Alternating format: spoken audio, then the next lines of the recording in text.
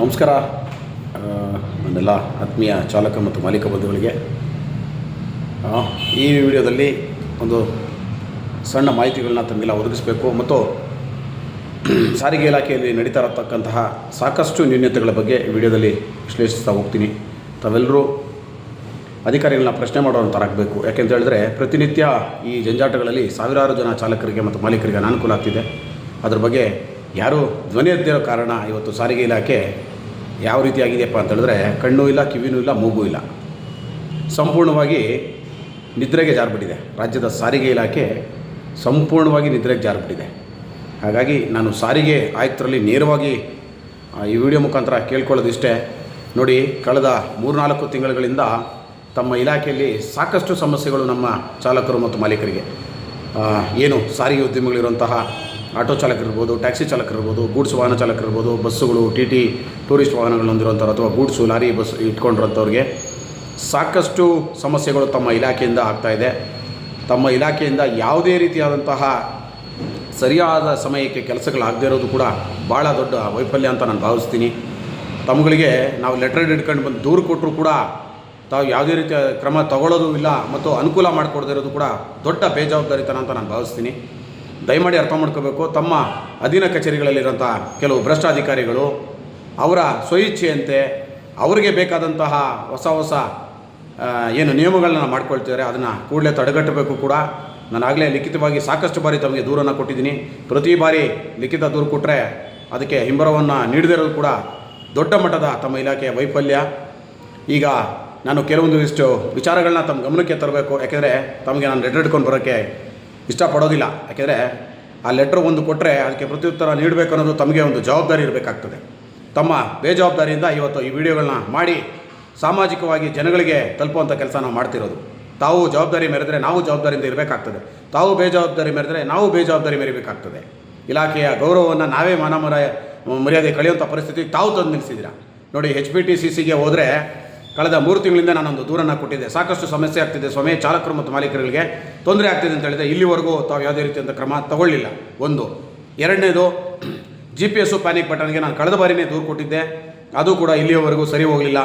ಅದೇ VLT ಮತ್ತು DEPBಗೆ ಸಂಬಂಧಪಟ್ಟಂತೆ ಹಗಲು ಧರಣಿ ನಡೀತಾ ಇದೆ. 3,500 ರೂಪಾಯಿ ಇವತ್ತು ಹಗಲು ಧರಣಿ ಮಾಡ್ತಿದ್ದೀರಾ.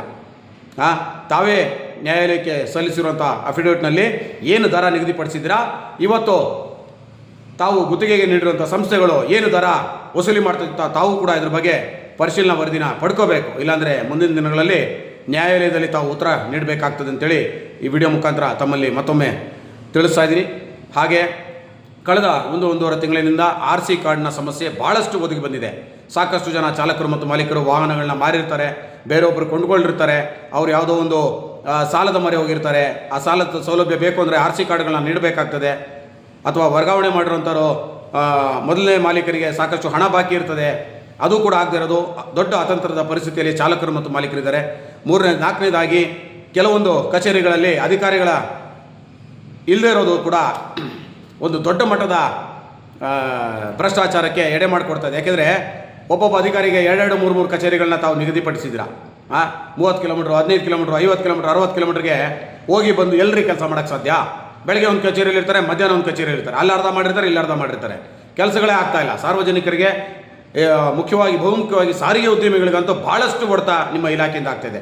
5ನೇದಾಗಿ, ನಾನು ಕೊಟ್ಟರು ಕೆಲವು ದೂರುಗಳಿಗೆ ಸಂಬಂಧಪಟ್ಟಂಗೆ ಇದುವರೆಗೂ ಯಾವುದೇ ಕ್ರಮಗಳು ತಾವು ಮಾಡ್ಕೊಳ್ತಿಲ್ಲ. ಮುಂದಿನ ದಿನಗಳಲ್ಲಿ ಅವ್ರು ಯಾವ ಕಚೇರಿಯಲ್ಲಿ ಕೆಲಸ ಮಾಡ್ತಾರೆ ಅಲ್ಲೇ ಹೋಗಿ ನಾನು ಪ್ರತಿಭಟನೆ ಮಾಡ್ತೀನಿ, ತಾವು ಕೂಡ ಅಲ್ಲಿಗೆ ಬರಬೇಕಾಗ್ತದೆ. ನನ್ನ ದೂರಿನ ಪ್ರತಿ ನನ್ನ ಬಳಿ ಇರ್ತದೆ. ನಿಮಗೆ ನಾನು ದೂರು ಕೊಟ್ಟಿರೋ ಪ್ರತಿ ತೊಗೊಂಡು ತಾವು ಆ ಕಚೇರಿಗೆ ಬಂದರೆ ಮಾತ್ರ ಅವ್ರ ಮೇಲೆ ಕ್ರಮ ಆಗ್ತದೆ ಅಂತ ನಾನು ಭಾವಿಸ್ತೀನಿ. ಸಾಕಷ್ಟು ನನ್ನ ಚಾಲಕರು ಮತ್ತು ಮಾಲೀಕರೊಂದಿಗೆ ಯಾರ್ಯಾರು ಭ್ರಷ್ಟಾಚಾರದಲ್ಲಿ ಮುಳುಗಿದ್ದಾರೆ, ಯಾರ್ಯಾರ ಮೇಲೆ ದೂರಿದೆ, ಅವ್ರ ಮೇಲೆ ತಾವು ಕ್ರಮ ತಗೊಳ್ದಿರೋ ಕಾರಣ ಅವರು ಪ್ರಸ್ತುತ ಕರ್ತವ್ಯ ನಿರ್ವಹಿಸ್ತಿರೋ ಕಚೇರಿಗಳ ಮುಂದೆ ನಾವು ಹೋಗಿ ಪ್ರತಿಭಟನೆ ಅಥವಾ ಧರಣಿ ಮಾಡುವಂಥ ಕೆಲಸ ಮುಂದಿನ ದಿನಗಳಲ್ಲಿ ಮಾಡೇ ಮಾಡ್ತೀನಿ ಅಂತೇಳಿ ವಿಡಿಯೋ ಮುಖಾಂತರ ತಿಳಿಸ್ತಾ ಇದ್ದೀನಿ. 6ನೇದಾಗಿ, ಏನು DSA ಕೇಸ್ಗಳಿದೆಯಲ್ಲ, ಆ ಕೇಸ್ಗಳಿಗೆ ಸಂಬಂಧಪಟ್ಟಂಗೆ ತಮ್ಮ ಏನು ಯಾವುದೋ ಒಂದು ಕಚೇರಿಯಲ್ಲಿ ದೂರು ದಾಖಲಾಗಿರುತ್ತೆ, ಅಲ್ಲಿ ನಾವು ದಂಡವನ್ನು ಕಟ್ಟಿರ್ತೀವಿ. ಹಾಗೆ ನಮ್ಮ ಮೂಲ ಕಚೇರಿಗಳಲ್ಲಿ ನಮ್ಮ RC ರಿಜಿಸ್ಟ್ರೇಷನ್ ಆಗಿರುತ್ತೆ, ಅಲ್ಲಿ ಹೋಗಿ ಕೊಟ್ಟಂಥ ಸಂದರ್ಭಗಳಲ್ಲಿ 1 ತಿಂಗಳು, 2 ತಿಂಗಳು, 3 ತಿಂಗಳಾದರೂ ಕೂಡ ಆ ಕಪ್ಪು ಪಟ್ಟಿಯಲ್ಲಿ ಹಾಕಿರುವಂಥ ವಾಹನಗಳನ್ನ ತೆರವುಗೊಳಿಸಿರೋದು ಕೂಡ ನಿಮ್ಮ ಇಲಾಖೆಯ ಬಹುದೊಡ್ಡ ವೈಫಲ್ಯ. ನಾಚಿಕೆ ಆಗಬೇಕು ನಿಮ್ಮ ಇಲಾಖೆಯ ಕೆಲವು ಭ್ರಷ್ಟ ಅಧಿಕಾರಿಗಳಿಗೆ. ಯಾಕೆ ಈ ಅವ್ಯವಸ್ಥೆಗೆ ದುಡ್ತಾ ಇದ್ದೀರಾ ಚಾಲಕರು ಮತ್ತು ಮಾಲೀಕರು ಅಂತ ಅರ್ಥ ಆಗ್ತಿಲ್ಲ. ದಯಮಾಡಿ ಅರ್ಥ ಮಾಡ್ಕೊಳ್ಳಿ. ವೈಟ್ ಬೋರ್ಡ್ ಗಾಡಿಗಳವರು ಒಂದು ವಾಹನ ತಗೊಂಡು ಒಂದು ನೋಂದಣಿಯನ್ನು ಮಾಡಿಸ್ಕೊಂಡ್ರೆ ತಮ್ಮ ಕಚೇರಿಗೆ ಬರೋದು 15 ವರ್ಷಗಳ ನಂತರ ಸ್ವಾಮಿ. ಮಧ್ಯದಲ್ಲಿ ಯಾವುದನ್ನ ಪರಭಾರ ಇದ್ದಾಗ ಮಾತ್ರ ಬರ್ತಾರೆ, ಇಲ್ಲಾಂದರೆ ಬರೋದಿಲ್ಲ. ಆದರೆ ತಮ್ಮ ಇಲಾಖೆಗೆ ಸರ್ಕಾರಕ್ಕೆ ಪ್ರತಿ ವರ್ಷ ತಮ್ಮ ಟಾರ್ಗೆಟ್ ಏನು ಹೇಳ್ತಲ್ಲ, ಮುಖ್ಯಮಂತ್ರಿಗಳು ಕೊಡೋಂಥ ಟಾರ್ಗೆಟ್ನ ರೀಚ್ ಮಾಡೋವಂಥದ್ದು ಸಾರಿಗೆ ಉದ್ಯಮಿಗಳು, ಆಟೋದವ್ರು ಇರ್ಬೋದು, ಟ್ಯಾಕ್ಸಿಯವರು ಇರ್ಬೋದು, ಗೂಡ್ಸ್ದವ್ರು ಇರ್ಬೋದು, ಲಾರಿ ಬಸ್ನವರೇ ನಾವೇ ಪ್ರತಿ ವರ್ಷ FC ರಿನಿವಲ್ಲು, ಪರ್ಮಿಟ್ ರಿನಿವಲ್ಲು, DL ರಿನಿವಲ್ಲು, ಟ್ಯಾಕ್ಸು, ಇನ್ನು ಉಳಿದಂತೆ ಬೇರೆ ಬೇರೆ ವಿವಿಧ ರೀತಿಯಲ್ಲಿ ತಮ್ಮ ಇಲಾಖೆಗೆ ಸಾವಿರಾರು ಕೋಟಿ ಹಣ ಕಟ್ತಾ ಇದ್ದೀವಿ. ಆದರೆ ಕೆಲಸ ಮಾತ್ರ ಸಮಯಕ್ಕೆ ಸರಿಯಾಗಿ ಯಾವುದೋ ಒಂದು ಕೆಲಸ ಸಮಯಕ್ಕೆ ಸರಿಯಾಗಿ ಆಗದೇ ಇರೋದು ಕೂಡ ಬಹುದೊಡ್ಡ ವೈಫಲ್ಯ.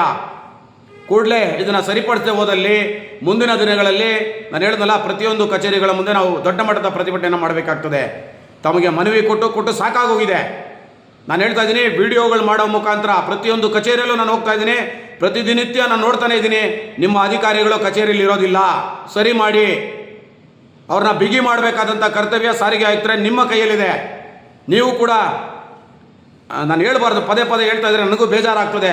ತಮ್ಮ ಅಧಿಕಾರ ವ್ಯಾಪ್ತಿಯನ್ನು ತಾವು ಬಳಸ್ಕೊಳ್ತಾ ಇಲ್ಲ, ತಮ್ಮ ಶಕ್ತಿಯನ್ನು ತಾವು ಪ್ರದರ್ಶನ ಮಾಡದೇ ಇರೋದು ಕೂಡ ಇಲ್ಲಿ ಬಹುದೊಡ್ಡ ವೈಫಲ್ಯ.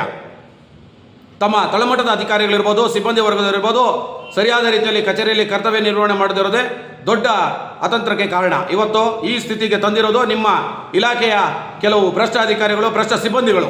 ಅವರನ್ನು ತಾವು ಬಿಗಿಯಾಗಿ ಹಿಡಿದು ಕಾನೂನಾತ್ಮಕವಾಗಿ ಅವರಿಗೆ ಬಿಗಿ ಬಂದೋಬಸ್ತನ್ನು ಮಾಡುವಂಥ ಕೆಲಸ ತಾವು ಮಾಡಬೇಕು ಅಂತೇಳಿ ಈ ವಿಡಿಯೋ ಮುಖಾಂತರ ಕೇಳ್ಕೊಳ್ತೀನಿ. ಹಾಗೆ ಸಾರಿಗೆ ರಂಗದಲ್ಲಿ ದುಡಿಯುವಂಥ ಪ್ರತಿಯೊಬ್ಬ ನನ್ನ ಆಟೋ ಚಾಲಕರು, ಟ್ಯಾಕ್ಸಿ ಚಾಲಕರು, ಗೂಡ್ಸ್ ವಾಹನ ಚಾಲಕರು ಇರ್ಬೋದು, ಅಥವಾ ಇನ್ನಿತರ ಯಾರೇ ಇರ್ಬೋದು, ಪ್ರಶ್ನೆ ಮಾಡ್ರಪ್ಪ, ದಯವಿಟ್ಟು ಪ್ರಶ್ನೆ ಮಾಡಿ. ಎಷ್ಟು ದಿನ ಇವ್ರುಗಳಿಗೆ ಸಲಾ ಮಾಡ್ಕೊಂಡು ಬದುಕ್ತೀರಾ? ಪ್ರಶ್ನೆ ಮಾಡ್ರಪ್ಪ. ನೀವು ಪ್ರಶ್ನೆ ಮಾಡಲಿಲ್ಲ ಅಂತ ಹೇಳಿದ್ರೆ ಇವರು ಇದೇ ರೀತಿ ಮುಂದುವರೆದ್ರೆ ಮುಂದಿನ ದಿನಗಳಲ್ಲಿ ನಿಮ್ಮನ್ನು ಕಸಕ್ಕಿನ ಕಡೆಯಾಗಿ ನೋಡ್ತಾರೆ. ಆ ವ್ಯವಸ್ಥೆಗೆ ಹೋಗಬೇಡಿ. ನಿಮ್ಮ ತೆರಿಗೆ ಹಣದಲ್ಲಿ ಅವರು ಸಂಬಳ ತೊಗೊಳ್ತಾ ಇರೋಂಥ ಅಧಿಕಾರಿಗಳವರು, ಅವ್ರನ್ನ ಪ್ರಶ್ನೆ ಮಾಡಲಿಕ್ಕೆ ಹೋಗಲ್ಲ ಅಂತ ಹೇಳಿದ್ರೆ ಯಾವ ವ್ಯವಸ್ಥೆಗೆ ನಾವು ಹೋಗ್ತಾ ಇದ್ದೀವಿ? ದಯಮಾಡಿ ಅರ್ಥ ಮಾಡ್ಕೋಬೇಕು ಚಾಲಕರು ಮತ್ತು ಮಾಲೀಕರು. ಇನ್ನು ಮುಂದೆ ಆದರೂ ಸಂಘಟಿತರಾಗಿ ಇಂಥ ಭ್ರಷ್ಟರನ್ನ ಪ್ರಶ್ನೆ ಮಾಡುವಂಥರಾಗಬೇಕು ಅಂತೇಳಿ ಈ ವಿಡಿಯೋ ಮುಖಾಂತರ ಕೇಳ್ಕೊಳ್ತೀನಿ. ಹಾಗೆ ಕೊನೆಯದಾಗಿ ಸಾರಿಗೆ ಆಯುಕ್ತರಿಗೆ ನಾನು ಮತ್ತೊಮ್ಮೆ ಮನವಿ ಮಾಡ್ಕೊಳ್ತೀನಿ, ದಯಮಾಡಿ ನಾವು ವಿಡಿಯೋಗಳು ಮಾಡಿ ನಮ್ಮ ಇಲಾಖೆಯ ಗೌರವನ ನಾವೇ ಕಳೆಯೋಂಗೆ ಮಾಡಬೇಡಿ ಸ್ವಾಮಿ. ಸಾಧ್ಯವಾದಷ್ಟು ಚಾಲಕರು ಮತ್ತು ಮಾಲೀಕರಿಗೆ, ಸಾರಿಗೆ ಉದ್ಯಮಿಗಳಿಗೆ ಅನುಕೂಲ ಮಾಡಿಕೊಡುವಂಥ ಕೆಲಸಗಳನ್ನ ಮಾಡಿ ಅಂತೇಳಿ ಈ ವಿಡಿಯೋ ಮುಖಾಂತರ ಕೇಳ್ತಾ ನಾನು ಮಾತು ಮುಗಿಸ್ತೀನಿ. ಧನ್ಯವಾದಗಳು ತಮಗೆ.